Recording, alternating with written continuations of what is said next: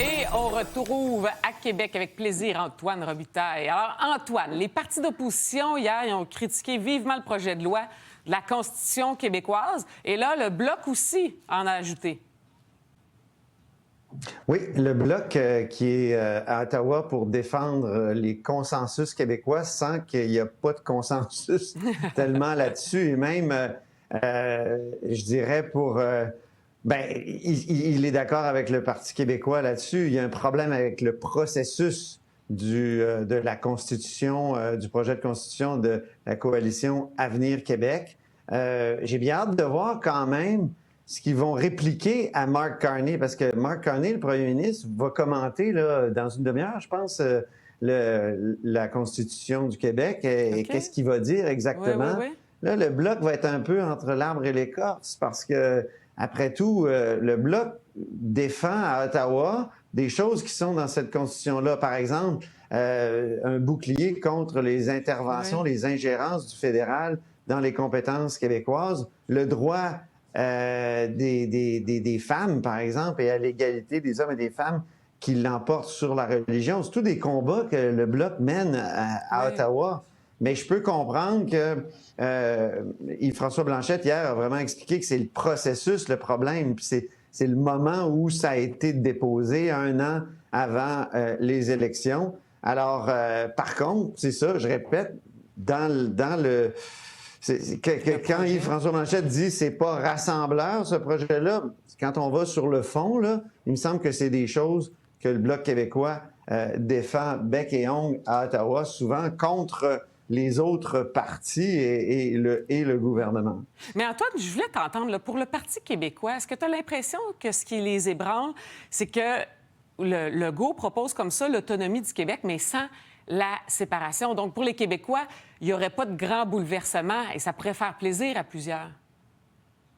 Oui, d'autant plus que dans l'histoire du Parti québécois, il y a eu des figures très importantes qui ont proposé des constitutions du Québec. Hier, on me rappelait d'ailleurs, c'est Daniel Turp avec qui je discutais, qui est un ancien député du Bloc et un ancien député du Parti québécois et qui est constitutionnaliste, qui me rappelait que dans les années 80, juste après le rapatriement de la Constitution par Pierre Elliott Trudeau, une chose que le gouvernement du Québec avait refusée à l'époque, on s'en souvient, bien, il y a un député qui s'appelait David Payne qui avait proposé une Constitution du Québec pour répliquer au rapatriement de la Constitution. Puis le contenu, bien, c'est à peu près ce que Simon-Jean Barrette a déposé. C'est fascinant.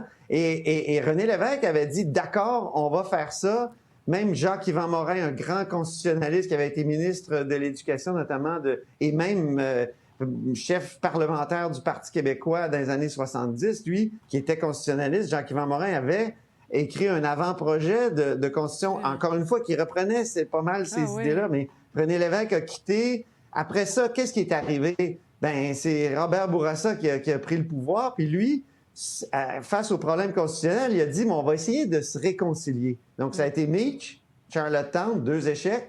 Après ça, il y a eu le référendum sur la souveraineté. Donc, la notion de constitution québécoise qui avait été défendue par des péquistes, ça s'est comme perdu dans l'espèce de polarisation entre les gens qui disaient, bien, ça prend un fédéralisme renouvelé, puis les autres qui disaient, bien, ça prend la souveraineté du Québec. Ça s'est perdu.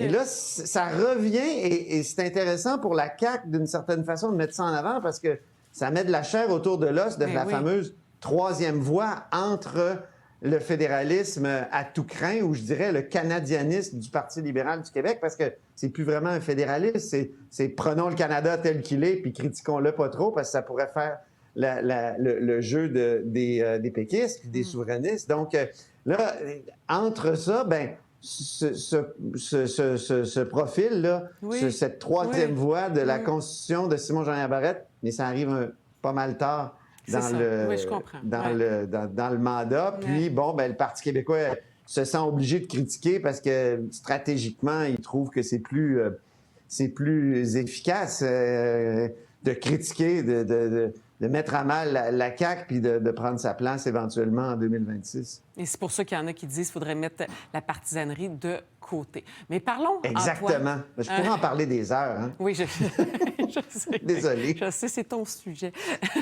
Mais c'est intéressant de t'entendre. Un de mes sujets. J'ai plusieurs Oui, tocanes. c'est vrai, tu as Oui. raison. Oui, oui. Tu en as quelques-uns. C'est super intéressant. Dans le Journal de Québec de Montréal, ce matin, on lit que Québec veut sévir contre les parents qui sont agressifs lors des matchs de leurs enfants. Ça, je pense qu'on est plusieurs à applaudir, là.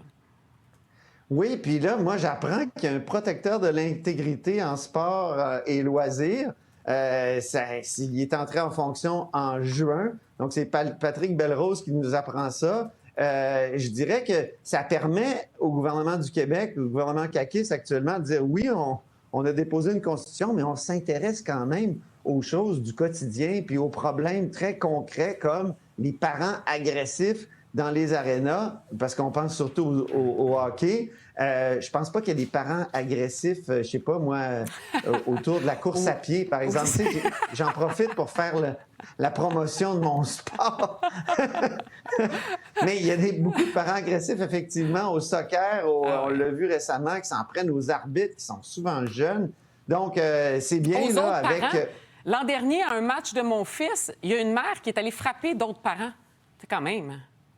Aucun bon sens. Aucun bon Alors, sens. on se donne des outils. Est-ce que ces outils-là vont être efficaces? On ne sait pas. Oui, mais en On tout va cas, voir. on applaudit, comme tu dis. Est-ce qu'on a le temps pour un autre sujet?